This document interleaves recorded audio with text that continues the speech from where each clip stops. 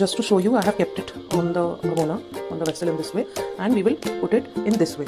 So अगर हम ऐसे ऐसे करेंगे तो मार्क्स लगने के चांसेस हैं, क्योंकि ये this is the sharp edge of the knife. We will do it this way.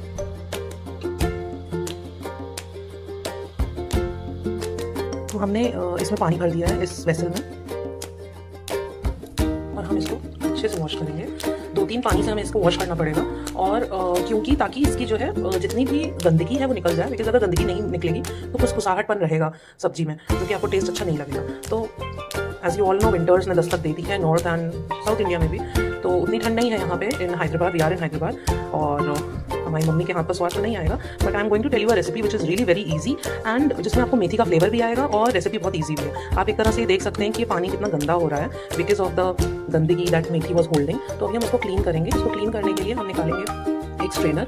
तो स्ट्रेनर के बदले एक एक करके ऐसे करके भी आप निकाल के किसी और बर्तन में रख के उसको फिर से वापस क्लीन कर सकते हैं, इसका पानी गंदा हटा के.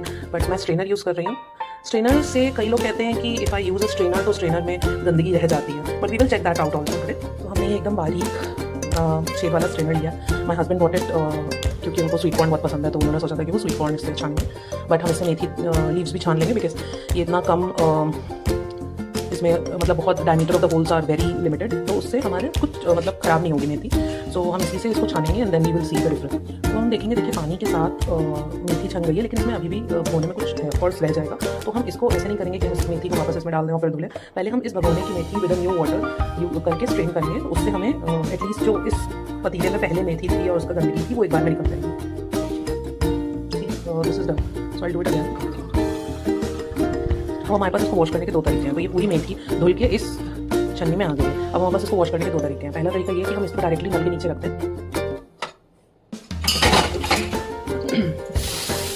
ऐसे, और ऐसा करके पूरा वॉश करें.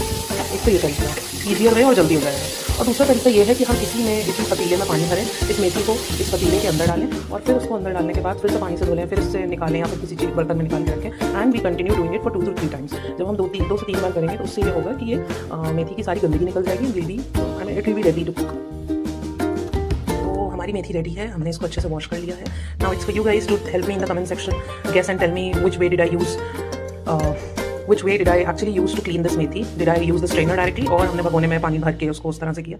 पहली चीज़ ये. अब हमारे पास है 3 आलू. हम ज़्यादा हालांकि थोड़े ज़्यादा लग रहे हैं मुझे, क्योंकि मेथी तो एकदम पक्के छोटी सी हो जाएगी, पच जाएगी जैसे हम कहते हैं, बट आलू रहेगा. हम आलू के छोटे पीसेस करेंगे, और ऑफ कोर्स इसको छीलना और काटना सबको आता है. So let me just do it and we will start the process.